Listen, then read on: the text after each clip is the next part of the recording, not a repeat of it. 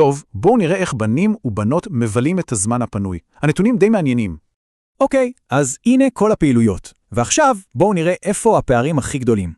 אז מה נמצא במקום הראשון אצל כל קבוצה? יאללה, בואו נבדוק. אוקיי, נתחיל עם הבנות. מה הפעילות הכי פופולרית אצלן? קריאה. ובגדול. תראו, 40% מהבנות בחרו דווקא בזה. טוב, ומה עם הבנים? מה התחביב המוביל אצלם? אותו מספר, 40%, אבל תחום שונה לגמרי. אצלם זה ספורט.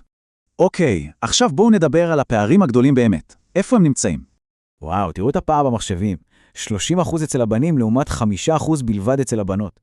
ובקריאה, המצב מתהפך לגמרי, ממש תמונת ראי של המחשבים.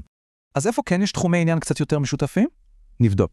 אז תראו, באמנות הפער מצטמצם משמעותית. עדיין יש הבדל, אבל קטן יותר. וזה ממשיך גם בנגינה.